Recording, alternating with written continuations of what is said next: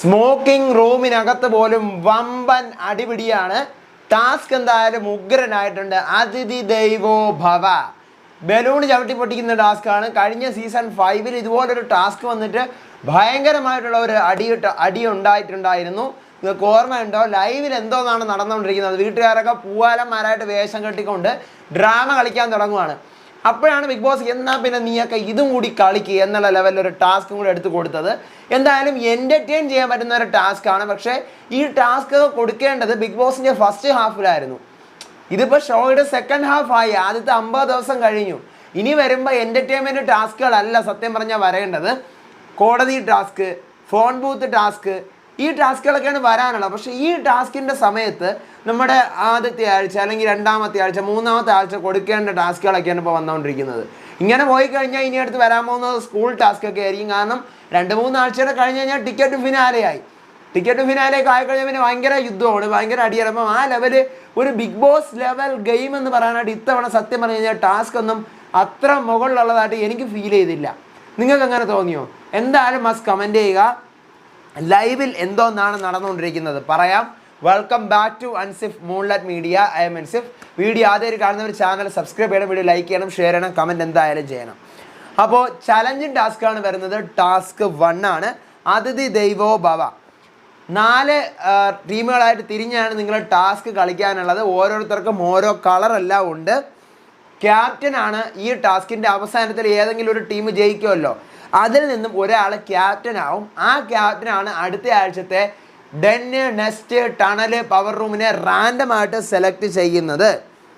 ഏറ്റവും കൂടുതൽ പോയിന്റ് ഏത് ടീമിനാണോ കിട്ടുന്നത് ആ ടീമിലെ ഒരാളാണ് ക്യാപ്റ്റൻ ആവുന്നത്.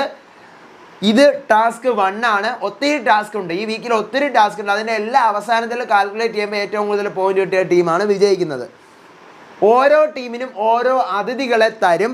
ആ അതിഥികളെ നിങ്ങൾ സന്തോഷിപ്പിക്കണം. അതിഥികൾക്കെതിരെ വൻ ആക്രമണം ഉണ്ടാവും. അവരെ കൊല്ലാൻ നോക്കും. അവരുടെ ജീവൻ നിലനിർത്തുക എന്നുള്ളതാണ് നിങ്ങളുടെ ടാസ്ക്. അങ്ങനെയാണെങ്കിൽ മാത്രമേ ഈ ടാസ്കിൽ നിങ്ങൾ ജയിക്കത്തുള്ളൂ.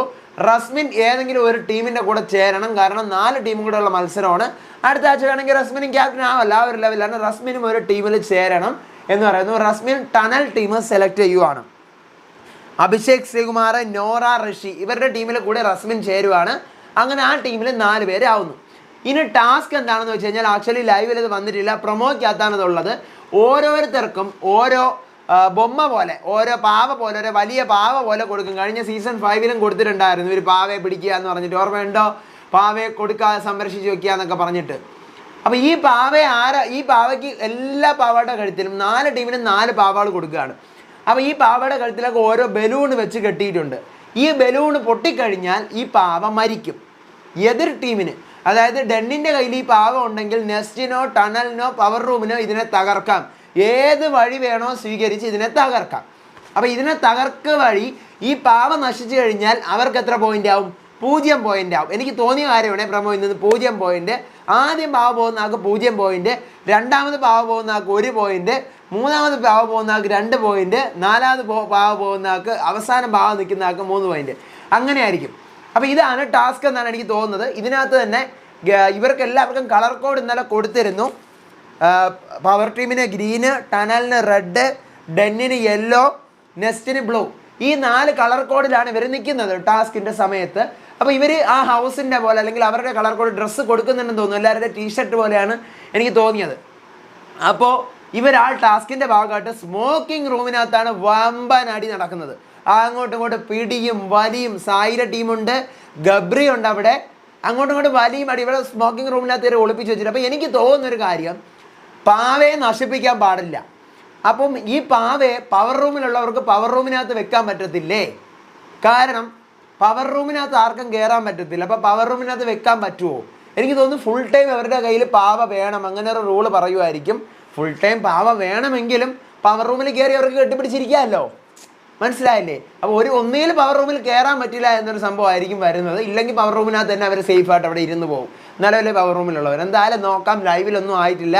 ഉടനെ നിങ്ങൾക്ക് അതിഥികളെ കൊടുത്തു വിടാമെന്ന് ബിഗ് ബോസ് പറയുന്നുണ്ട്. അതിനുശേഷം വീട്ടുകാർ ഈ പൂവാലന്മാരൊക്കെ ആയിട്ട് അണിഞ്ഞൊരുങ്ങി ശ്രീകുമാർ, പിന്നെ നമ്മുടെ സിജോ, അർജുൻ ഇവരെല്ലാവരും ഇങ്ങനെ ഋഷി ഓരോരുത്തരും ഓരോ ക്യാരക്ടറായിട്ട് ചെയ്തുകൊണ്ടിരിക്കുകയാണ്.